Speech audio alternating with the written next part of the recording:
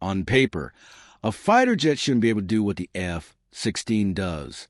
In the 1970s, combat aircraft were caught in a deadly physics trap.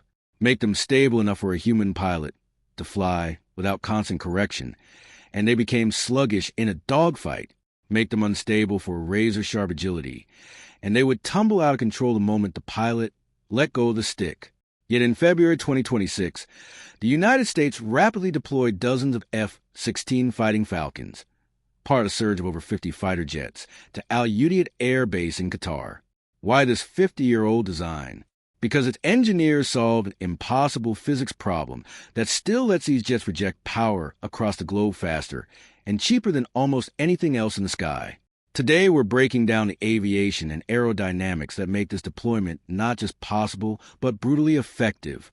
Title card slams in the insane engineering behind the F-16 deployment to Udeid. Chapter 1, the context. Why send F-16s now? Udeid is no ordinary airfield. It's the forward headquarters of U.S. Central Command, a sprawling desert fortress with two 12,300-foot runways engineered to handle the heaviest combat loads in 50 degrees Celsius heat. Amid rising tensions in the region, the U.S. needed to surge combat air power fast. Stealth F-22s and F-35s are incredible, but they're expensive and limited in number. The F-16? The Air Force still operates hundreds of them. They're mature, battle-proven, and can be ferried across oceans with tanker support in days, not weeks. But to understand why the F-16 is the perfect tool for this job, we have to go back to first principles of flight. Map animation showing flight paths from Udeid S/European bases to Udeid with KC-135 tankers refueling F-16s midair. Cut to satellite imagery of Udeid's massive ramp space packed with jets.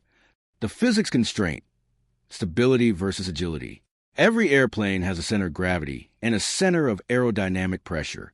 When the center of pressure is behind the center of gravity, the aircraft is statically stable, like a dart thrown tail first. It naturally wants to point into the wind. Safe, predictable. But safe is slow in a dogfight. To turn sharply, you need to generate massive lift on the wings and tail. The further forward the center of pressure can move relative to the center of gravity, the quicker the nose can pitch. The extreme, put the center of gravity so far back that the plane is aerodynamically unstable. It wants to flip like a pencil balance on its tip. Physics says this should be unflyable by a human. The moment you bank or pull G's, tiny disturbances grow exponentially. Without intervention, the jet tumbles in under a second. For 70 years, that was the hard limit, until the F-16, animated 3D F-16 model with glowing CG and CP markers. Side-by-side comparison. Stable F-15 versus unstable F-16 pitching moments. Slow-motion wind tunnel smoke showing airflow. The hero moment. Relaxed static stability plus fly-by-wire. In the 1974 lightweight fighter program, General Dynamics engineers deliberately designed the F-16 with relaxed static stability. The center of gravity sits behind the aerodynamic center, on purpose. The breakthrough? A quadruplex digital fly-by-wire system. For independent computers sample the aircraft's motion sensors 80 times per second. They read the pilot's inputs on the side stick controller and instantly move the control surfaces, flaperons, stabilators, rudder, to keep the jet exactly where the pilot wants it, while suppressing the natural instability. It's like balancing a broom on your palm while sprinting. The computer does the micro-corrections, so fast you never notice. This single decision gave the F-16 9G sustained turns at combat weight, instant roll rates that older jets could only dream of, and the ability to point its nose almost anywhere, regardless of current flight path. Add the leading edge route extensions, LERX, those strakes ahead of the wings. At high angles of attack, they generate powerful vortices that keep airflow attached over the wing, delaying stall and giving extra lift.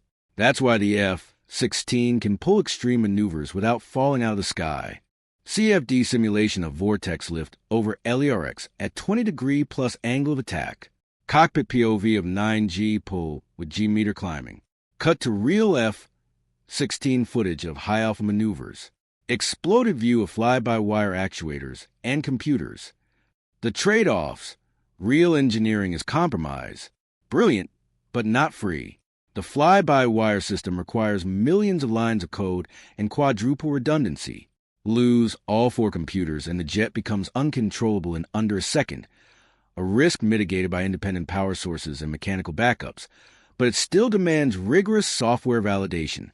The single Pratt & Whitney F-100 or GE F-110 engine is fuel-hungry and afterburner. Ferry range with external tanks is roughly 2,000 nautical miles, enough to reach Al Udeid from Europe with multiple tanker hookups.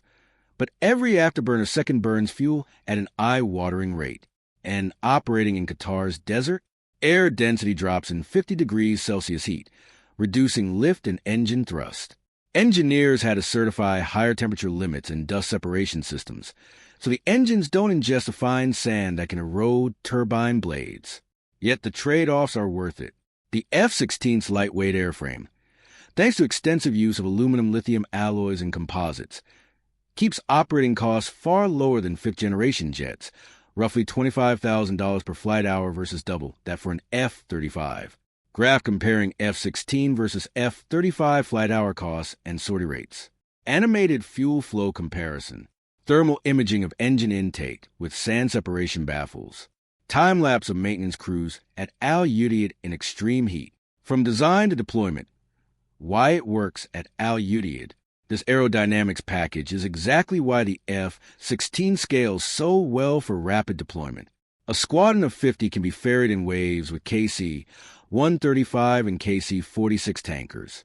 Once on the ground, Al Udeid's hardened shelters, massive fuel farms, and 24/7 maintenance infrastructure built specifically for high-tempo fighter ops let them generate combat sorties within hours. The same design that makes the jet unstable in the air makes it stable on the ramp. Simple, modular, and easy to sustain in austere conditions. F-16's landing at Al Udeid at night plus tanker boom footage, animated logistics flow, fuel trucks, munitions loaders, spare parts pipeline, the verdict and economic reality. So is this deployment just a show of force or proof of deeper engineering success? The F-16 proves that solving the fundamental physics problem of stability versus maneuverability created a platform that remains relevant 5 decades later. It doesn't have the radar cross-section of a stealth jet, but it brings numbers, reliability, and raw agility that complement fifth-generation aircraft perfectly. Economically, the U.S. can afford to surge 50 F-16s because each one costs a fraction to buy, maintain, and fly compared to newer designs. That's the real power of first principles engineering. You get performance that changes strategy. Side-by-side cost comparison bar chart. Fleet-size graphics showing hundreds of F-16s still in service worldwide. Nature's laws don't bend. Lift, drag, stability, thermodynamics, they are immutable. But human ingenuity finds a narrow path where physics allows excellence. The F-16 didn't break the rules. It read them more carefully than anyone else and turned impossible aircraft into the backbone of American air power projection. That's why, when the call came to reinforce Al Udeid, the Fighting Falcon answered first. Subscribe, like, comment. What other aircraft engineering stories should we cover next?